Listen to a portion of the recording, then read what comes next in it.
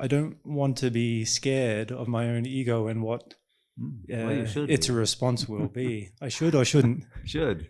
I should. It's your enemy. As long as there's still identification with it, let's put it that way. Right. That means that you are being hypnotized by it. Uh-huh. I guess the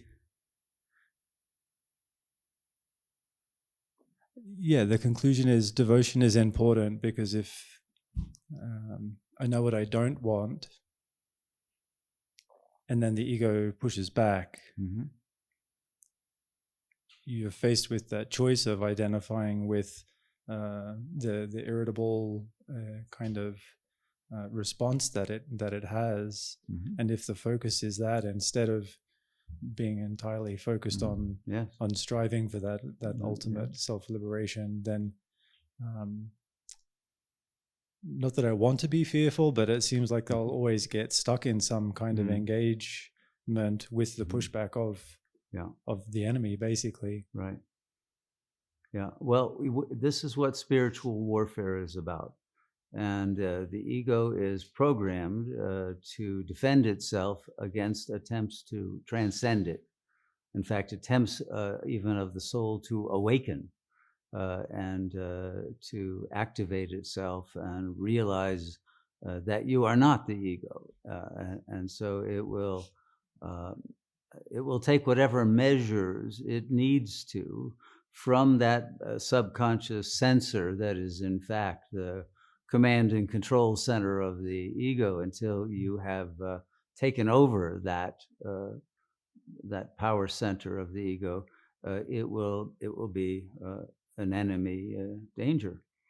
Not to be afraid of it, of course, because as soon as you give way to fear, you are lost.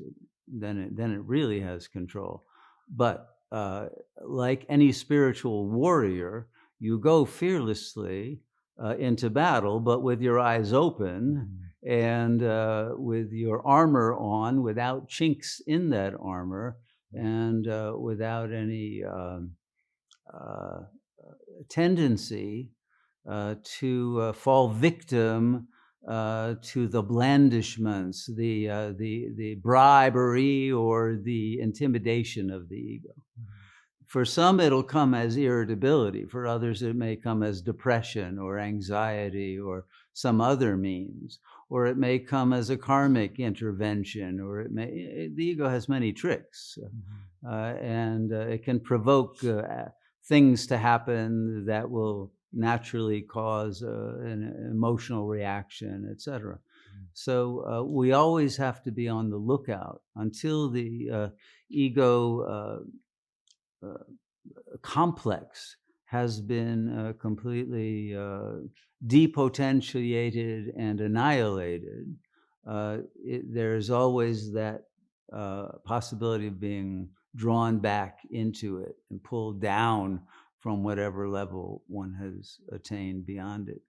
So, however, once the soul is fully awakened, the buddhi is awakened, and the Buddha nature, or the nature of the Holy Spirit, if you wish, the nature of God consciousness, the grace, the Shakti connection is strong enough, then there won't be a fallback, and the annihilation of the ego can take place, because one will have extracted all identification from it, and it will just be seen for what it is, a set of algorithms and robotic programs.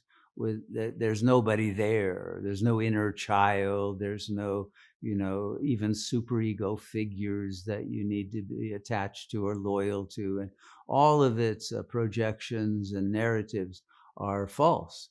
And once that is very clear, then its entire programming will be wiped out.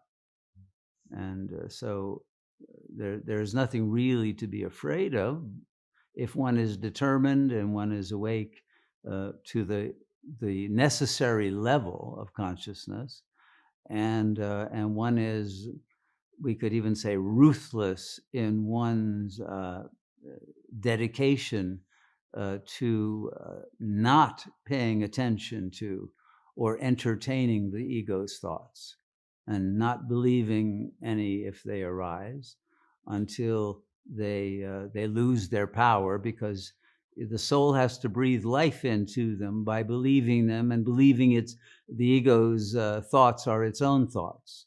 As soon as you know they're not your thoughts, and they are an imposter trying to usurp your brain and your consciousness, then you will not allow that to happen anymore, and then it can be very quickly eliminated. Okay. Okay, thank you. That helps. Thank you. It's a very important question.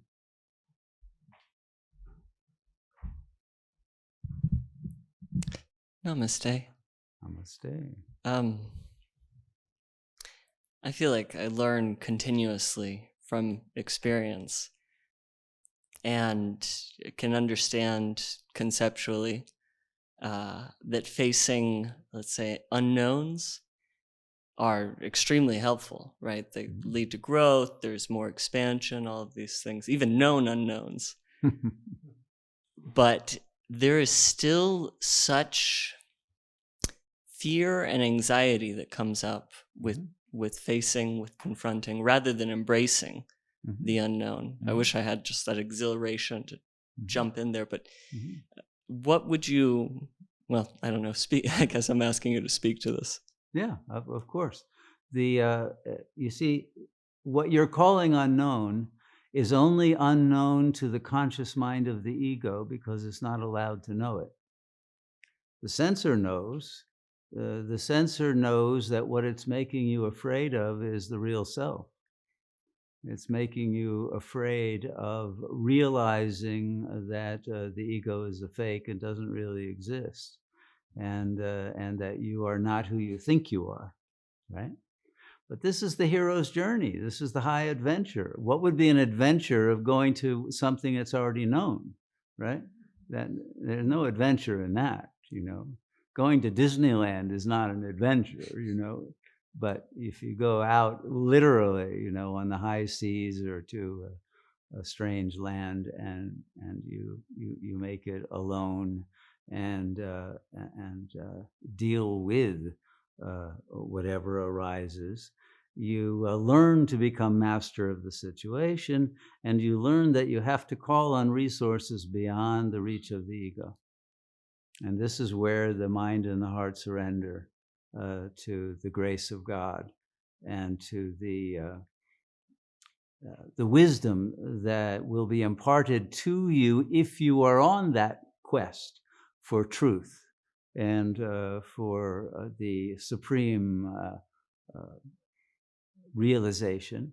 The grace will be given, and you will be able to surmount all of the obstacles that will come in the way to test your character, your determination, your authenticity, your courage, your goodness, your generosity. All of your virtues will be tested, and when you pass those tests, then the doors open to the highest revelations and redemption of the soul to the pure spirit, and then freedom. So you have to have that spirit of adventure and the courage of the warrior to face the unknown. And with that intention, with God as your shield and your compass and your guide, and attuned to the Tao, you will be able to enter the dragon's den and slay it, and move up the mountain of God to the peak. Thank you. Thank you.